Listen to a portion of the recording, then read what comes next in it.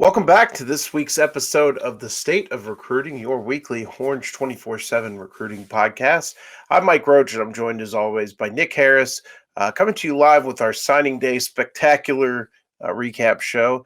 Before we get into everything, Nick, how's it going? It's going pretty good. Got a pretty low-key signing day, so ready to get that out of the way and then get ready for what's next. Low key in numbers for sure, but big in what they did get, and that is finishing with five-star offensive lineman Devon Campbell. Texas has been chasing Devon Campbell since his sophomore year. I think I've had a crystal ball in for almost 2 years at this point for the Longhorns, and though it was a long and winding road to get there. Texas is there. They've landed the number one interior offensive lineman in the country, the number one offensive lineman in the state of Texas, and a guy with college ready size who can come in and contribute right away. Yeah, absolutely. Kyle Flood did a fantastic job putting this offensive line class together, and just based on what he signed in December, but being able to add Devon Campbell into that mix, who is the top offensive lineman in the state of Texas. I mean, you're going to take that 10 times out of 10. But Devon's a real bruiser. I feel like he can, play inside or outside, but I think he probably projects inside. I mean, there's videos we've posted from games that we've been out of him just mauling kids. I think he's a guy that can step in day one and be ready to compete for a starting job. Potentially next year. Him coming in the summer may delay that process, but I still feel like he has a pretty good shot at doing that. But nevertheless, a really good signing day ad for Kyle Flood in this offensive line. I feel like it'll really help recruiting future classes as well, being able to get 2 5-star linemen in the mix and then being able to throw them or have the potential to throw them on the field early. I think that's going to help a ton. He's a tone setter. I mean, he's a guy that really, when he hits the field, he's always plays at a certain level, and you kind of always know what it's going to be with him. He's every time we've seen him in any sort of competition or competitive setting, he's been one of the best guys there. He's been one of the meanest guys there, typically. Nice, very nice kid off the field, but when you get the helmet on, he is a guy that will punish you. Actually signed in December, so this one's been done for a while. No stress on the part of the Texas staff, but Campbell holding his commitment until now and not letting that get out is kind of impressive, especially considering that on Monday night, somebody actually tweeted a picture of his signature in the NCAA database.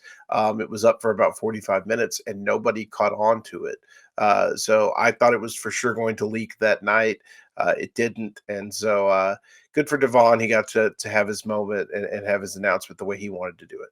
Yeah, absolutely. I feel like we've been kind of trying to keep it quiet, I guess, for the last 2 months or so, however long we've known. So I'm glad that part's over too.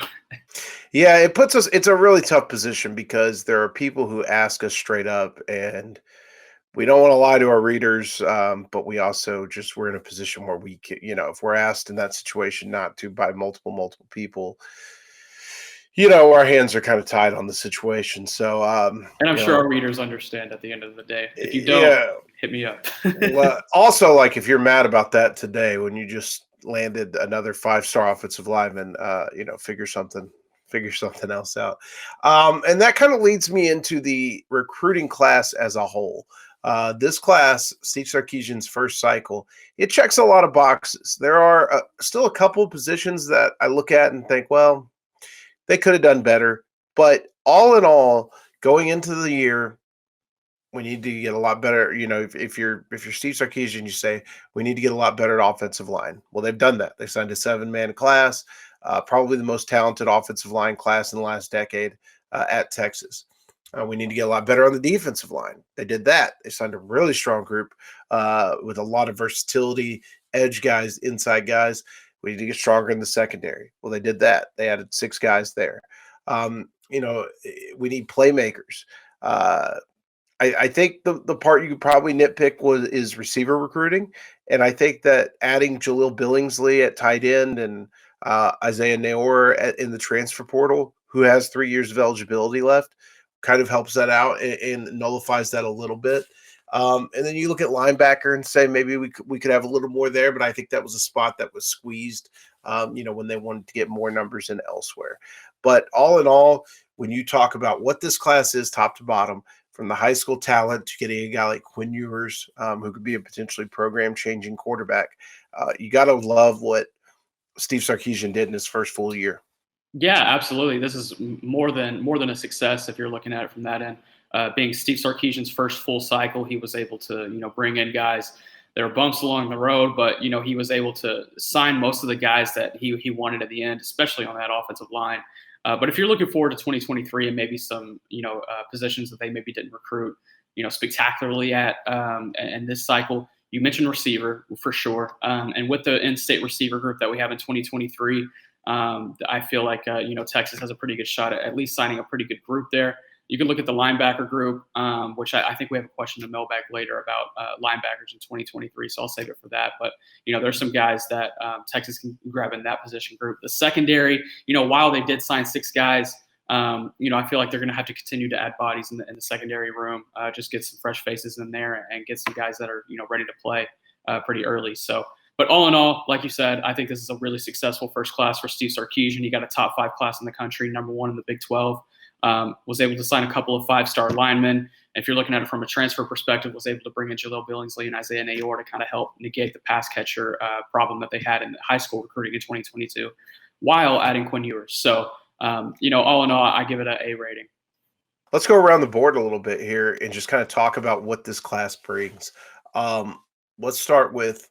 We'll just bounce this off of you and then come back to me. But who are a couple guys you think are maybe underrated in this class that are rated on the lower half end, but guys that you think can achieve above their level?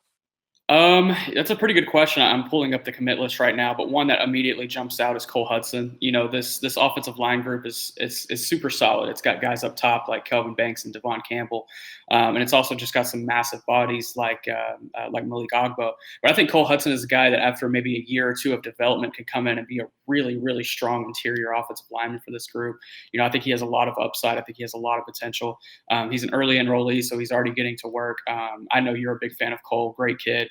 Kind of looking around, Chris Ross as well, coming in on the defensive line group. Justice Finkley's getting a lot of the attention right now when we talk about this defensive line group. But I think Chris Ross is more of the guys that you maybe don't think about. I think he can come in, play an interior defensive line role in maybe year 2 or year 3, and be really good at doing that. I think he has NFL potential at the end of the day. Ethan Burke, of course, as well. He's just oozing with upside. We don't know what he's fully capable of yet, just based on how new he is to the game. So I'll leave it with those 3, so I don't take any of yours. But those are 3 guys that immediately jump out. Yeah, to mention Burke, I really like the two guys, the lowest rated guys in the class who aren't specialists, Xavier Bryce and Savion Red, are both guys who I think could be long-term players. I really love Xavier Bryce's potential. Long frame, played corner, has played on offense, a lot of athleticism there. He's raw. He needs to be physically developed quite a bit, but I think he's a guy that could be a potential game changer in the secondary. And then Savion Red is – disregard the rating. There have been a lot of kids like Savion Red get away to other colleges from Texas and people to think, well, why didn't Texas recruit that kid? When you're talking about just football playing ability, his ability to make plays in the open field and kind of play a variety of roles from receiver to running back, I think you could even put him in packages where he's lined up at quarterback, like in some sort of wildcat role.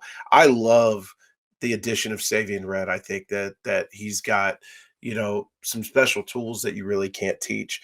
Who would you say are probably your early guys? Let's go non-quarterback here, but guys who you think could make an early impact on the field. Are we talking just early enrollees or guys overall? Any of them. Okay.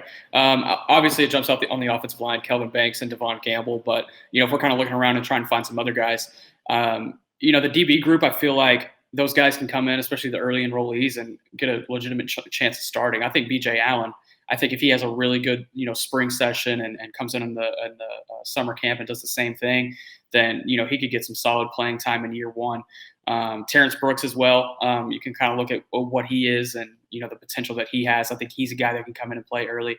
And I'm also curious, just based on him not playing his senior year, how does Jadon Blue, kind of assimilate with this team? How does he get on campus and, get ready to start playing football again?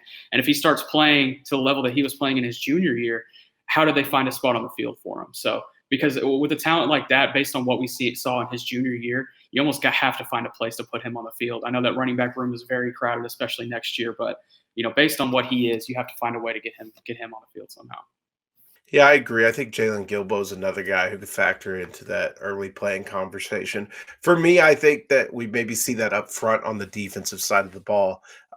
Two guys that stand out to me are probably the two most high profile out of state recruits that Texas was able to nab, and that's Jamon Tapp and Justice Finkley. I think both those guys bring something different off the edge. Physically, they're more developed. And I think that both, and with Finkley already on campus, Tap just has, I think, a lot of special ability. And there aren't a lot of answers at edge for Texas right now. There aren't a lot of pass rushers that you absolutely love on this roster. So I definitely think that those are two guys to definitely watch out for. Who do you think? I'm trying to figure out how to phrase this. I mean, obviously, but we should mention the transfer class as well. I think all those guys will make immediate impacts. Maybe none more than Isaiah Neyor, who probably steps into a starting role at receiver pretty quickly. But who do you think is the guy that we're maybe not thinking about here? And maybe we'll just call this highest ceiling, right? But could be kind of come from out of nowhere to be a first round pick and make our rankings guys really kind of uh regret that ranking. That's a really good question. Now I'm going through here. I always heard great things, just kind of as his season went on from Aaron Bryant, the defensive lineman out of Mississippi. I heard great things. And now he's coming on campus, and, we haven't heard anything bad about the defensive line group so far with the guys that are already coming in on campus. We've heard they're all really athletic. And, Aaron Bryant, that's a guy that, being an out-of-state commit, a lot of people maybe forgot about and could possibly jump in and play a, big role next year. That was kind of what Barron Sorrell, I completely forgot that Texas signed him in the February signing period last year until he got on the field. I think it was like game 2. And whenever he came onto the field, he was balling. I mean, you could arguably say that he was one of the more exciting true freshmen that touched the field last year for Texas and on a consistent basis. So I'm going to go Aaron Bryant. So good. I like that one. I'm going to go up front and go back to a guy you talked about previously, Ethan Burke. I just love the ceiling. I think that, for our evaluators and for our evaluators, it's more of a question of what can his frame truly hold, because it isn't just about height. It is about how wide the frame is and how wide shoulders are and things like that.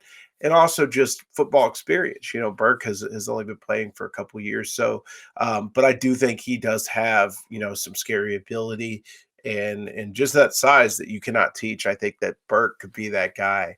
And I think talking to our evaluators, they feel that very much, that Burke could be the guy to make them really regret things in the next couple of years. And I'll also mention Cameron Williams. The Duncanville offensive tackle he doesn't have a profile that I love to see an offensive lineman. I think that he's done some work to get his body shape down. But when you look at his size and guys on the offensive line, I think it kind of goes either way. But if it goes the positive route, I think that it's a smashing success. So those are the two I would probably pick for there. Anything I'm trying to think anything else stand out about this group. You got a favorite kid out of this class? Easily, Jamon Tapp. Yeah, that's a good 100%. one. I've got a few we got to know. It's really hard for me to pick against Malik Murphy. Yeah, I mean, for sure. like we talked about it, Cole Hudson and I were really close. Jalen Gilbo and I were really close. There's a lot of kids Connor Robertson and I were really close. There's a lot of kids I really like in this class. Really got along well with, enjoyed talking with them. But for me, just getting to know Malik Murphy this year, understanding his kind of mind frame and being able to see him persevere and get to, he told people, I'm going to bring a state title to Sarah, and he did it. And I just love that story. So, no disrespect to any of those others in the class, but I will say Malik Murphy is my guy there. Any parting thoughts on this class before we kind of put it to bed and look forward to 2023? Yeah, I'd like to add on just a couple of kids I just enjoyed covering. You can look at Brennan Thompson, handled his recruitment probably the best of anybody in the entire cycle. Just was really methodical about it. Came down to his decision, and I feel like he did it the right way and went about it the right way. And also just comes from a really good family. He's really determined. I'm excited for what he can bring. Kelvin Banks, another one that's just comes from a really good family, really good kid. And Malik Ogbo, the nicest person on the planet, trademark that. He's just incredible. So there's just really good high character guys all the way, around this class. I feel like that'll end up, really helping that locker room culture that I think Steve Sarkisian was also trying to overhaul this year. All right. Well, that puts to bed the 2022 cycle, which I would say as a cycle, Nick, I know you haven't been doing this long. I would guess it has to have been the most difficult cycle you've ever covered because it was easily the most difficult cycle I've ever covered. Yeah, absolutely, 100%. I think as we look back, whenever visits opened up on June 1st, we did anticipate how crazy it was going to get, but I don't think anybody in the industry could quite estimate how crazy it was going to get and how quick things were able to change on the flip of a dime. But I'm proud of the way we handled it. I'm proud of the way it ended up in the end, and how we were able to do our job. But yeah, the summer was a crazy time, but as it kind of played out. I think it ended up being a successful cycle.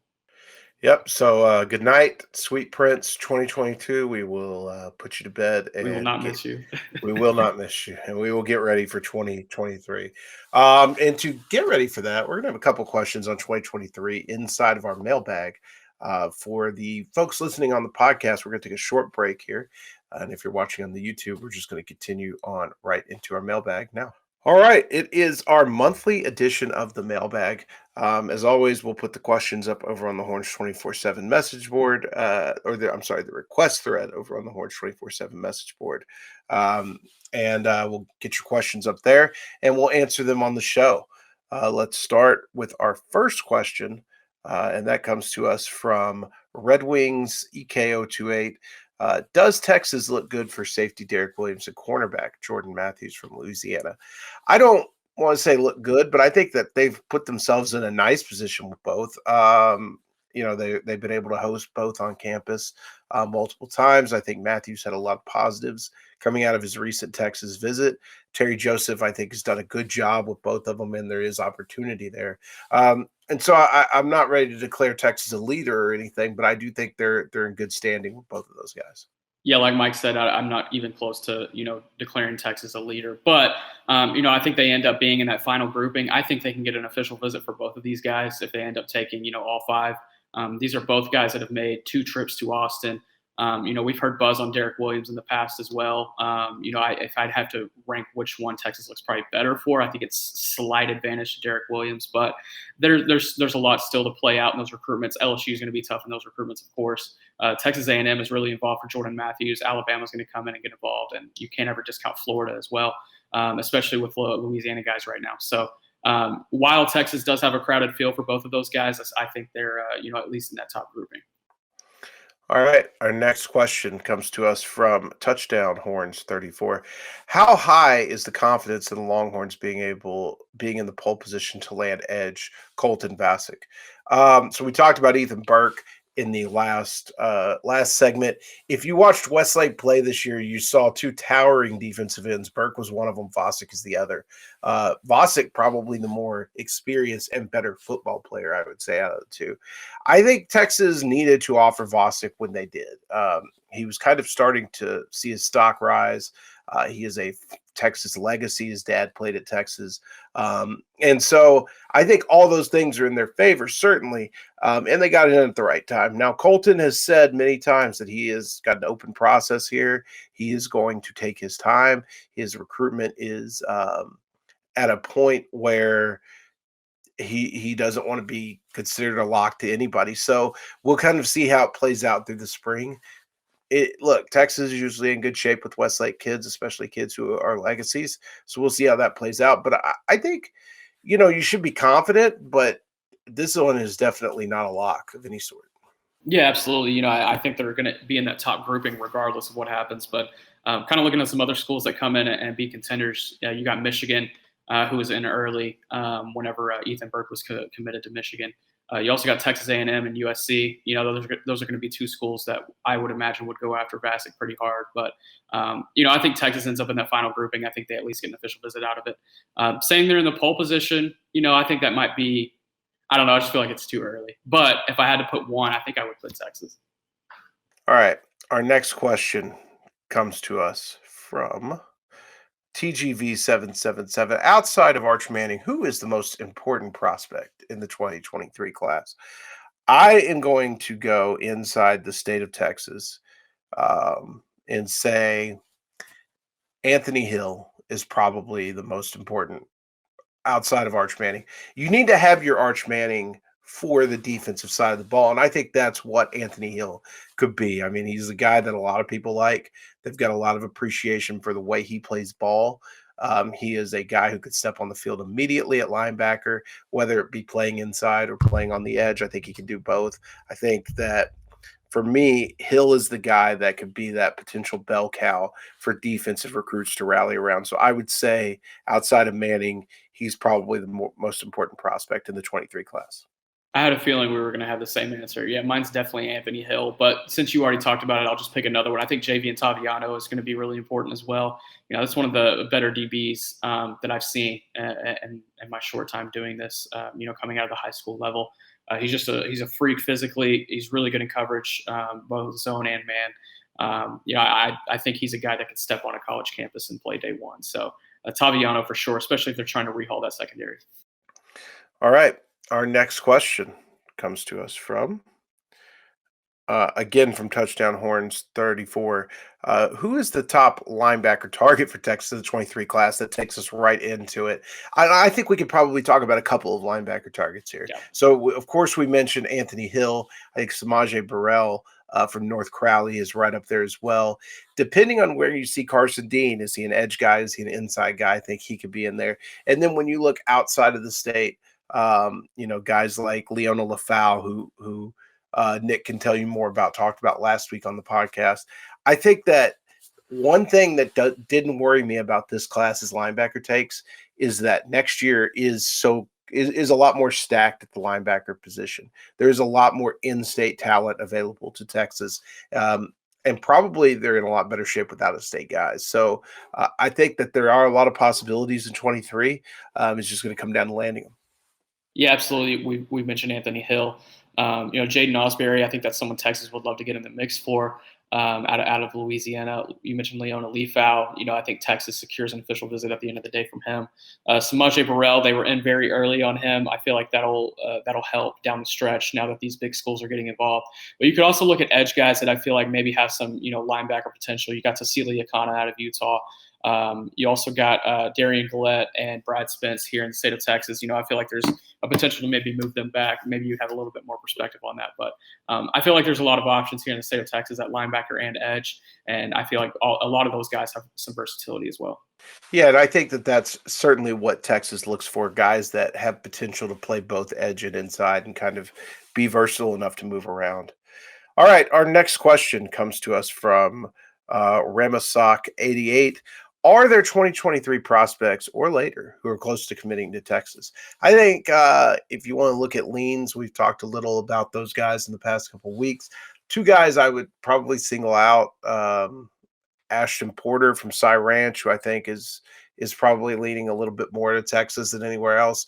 And I would say Jaden Greathouse, even though Greathouse is planning some visits, I do think Texas is in a really good position with both those guys. Now, I have no clue if they're close to committing to Texas. I don't know what their personal timelines are as of right now. I would just say that if I had to put money down, those would probably be the two guys I'd put money on. Arch Manning. No, I'm playing, guys. Looking around the board, you mentioned Ashton Porter and Jaden Greathouse. Yeah, those are both, solid picks. I would also just throw in Lafayette Callaway, the tight end out of Arlington Sam Houston. I feel like that's a guy that Texas could certainly grab here in the spring. Vernon Glover, that's another guy that I feel like, his timeline could be shortened quite a bit. But again, I feel like the timelines are going to be, more figured out once official visits start on April 1st. I think recruits will really start to get an idea of what exactly their timeline will be. But as we see it right now, if I had to pick maybe two that I think could pop in the spring, I'd say Ashton Porter and I'd probably say Greathouse. Yeah, after he gets some visits done. All right. I think you could throw a couple other guys in there. I think Connor Stroh could go in there, although I Yeah, mean that's for going to be a sure. little tougher fight. I think Jaden Chapman's in there. I think Ian Reed could be in there. So, good news for those of you who like offensive linemen. I think any of those guys. All right, Nick. We have a Texas high school football question next. I love it. What excites you coming out of the upcoming UIL realignment from Green 89? I would say for me, this is a cop out. It's going to sound like a cop out answer, right? It's going to be like, well, you like this artist. What albums of his do you like? And it's like I kind of celebrate the entire catalog, right? I like the entire thing. It's for me, it's the entire thing, right? It's like Yeah. I really love seeing. I guess if I had to kind of boil it down to one thing, and I saw Matt Stepp tweet about this earlier, is everybody gets so focused on their districts. So you do have to play out of your district before you can worry about your region. But to me, the region is the most important thing. And those schools that are always kind of live on the line between one region or another, I think that's probably what excites me the most. Kind of seeing a school that is mid-level in region 2, but could be really strong in region 3, get pushed to region 3. And you kind of see how it shapes the potential playoffs from there. So that's kind of what I want to see is those borderline teams and kind of where they go. Yeah, I agree. The whole spectacle definitely excites me. But if the number one thing I am looking forward to is seeing where those Rockwell ISD schools fall. Sounds like Highland Park might get thrown in a district with them this year for these next 2 years. If so, me and Guy Frazier are going to have a lot of battles on this podcast here in the future. So if that happens, we're throwing a party on Thursday night. You'll be busy on Thursday tracking the 200 teams that you claim and where they ended up. Where they Um, fell. yeah. All right. Our next question, and it's our last question, and I had to hit him up before the show to make sure he got it in, comes from Charles Daniels. Of the 2023 prospects, who fits in these categories? Most likely to succeed, class favorite, class comedian, and most likely to break Texas fans' heart. Most likely to succeed, I'm going to say Anthony Hill. I love the ability. I love I love his mentality. He's a smart kid. He's a really hard worker. You won't hear coaches say a bad word about him. He's extremely coachable. So I will say Anthony Hill as the most likely to succeed. My class favorite. That's a good question. I am going to say my class favorite would probably be, and I guess I don't know what we're classifying as favorite, but Yeah, are we talking on the field or off the field here? I would guess it is like kind of the guy like the Derek Brown of the class, right? That like people just love the personality and everything like that. Well, you know what? Let me go with Jonte Cook. I think Jonte Cook could develop into that class favorite type if he was, depending on which way his decision goes. If he's committed somewhere else Yeah. and tweeting like I think he might become the class villain. Class comedian, boy, Jonte Cook would be a good candidate for that as well. I would say who stands out as a class comedian to me in this group? You know what? I don't have a guy. I don't have a guy off the top of my head that stands out as a class comedian. I think Cook could fit that as well. Maybe Ruben Owens. This is a quiet class now that I look at it. I'm looking at this top group and Yeah. I'm like, these guys are all kind of quiet outside of Jonte. Um, and then most likely to break Texas fans' hearts, I gotta say David Hicks. And I don't know, maybe you mean break hearts as in like kind of lead them on and then commit elsewhere. But David Hicks, Nick, and I wrote kind of about a couple of guys Texas need to catch up on the other day.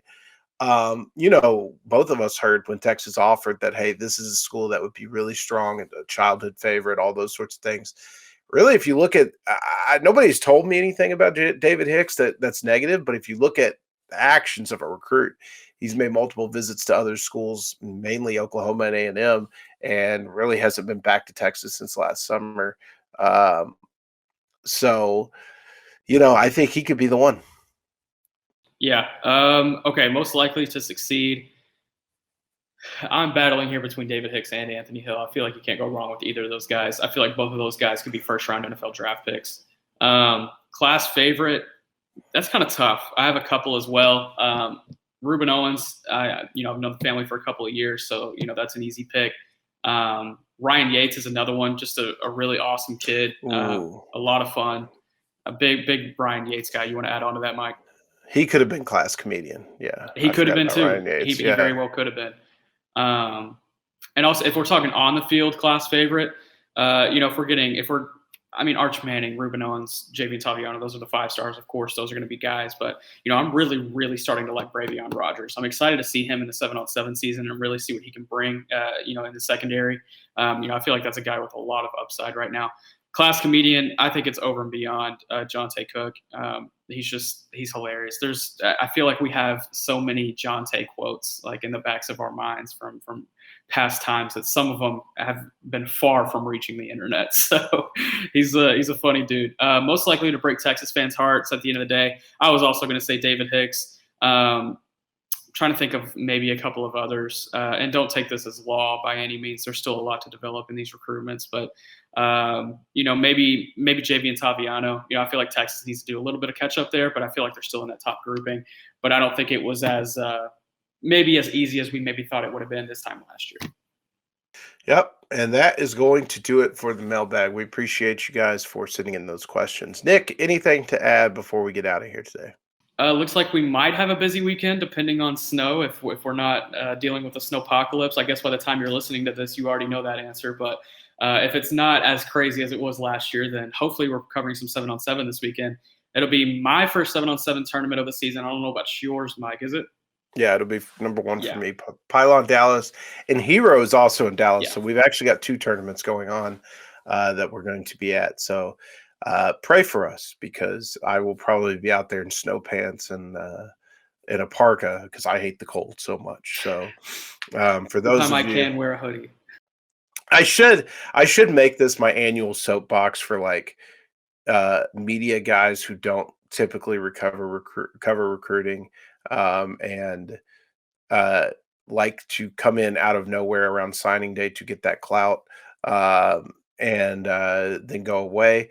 I usually always say, like, my main example is if you're not willing to stand on a field when it's 110 degrees in the summer to watch some kid train, like, I don't want to hear your opinion on signing day. I am now going to change it to, if you're not going to freeze to death to watch 7-on-7 in February, I don't want to hear your opinion on signing day. So we will pray for us, please, because I am like dreading this weekend. I might already load a tweet in the draft. I might already load a tweet in the drafts for Saturday. Yeah, where all the reporters that came in on signing day. We got 15-degree weather out here to join us. Exactly. All right. Well, we will see you guys next week. We appreciate you for playing along, interacting with the show. Of course, we love to do the mailbag. We'll try to get to that again the next month. For Nick Harris, I'm Mike Roach. Thank you to Taylor Estes for producing. We'll see you guys next week.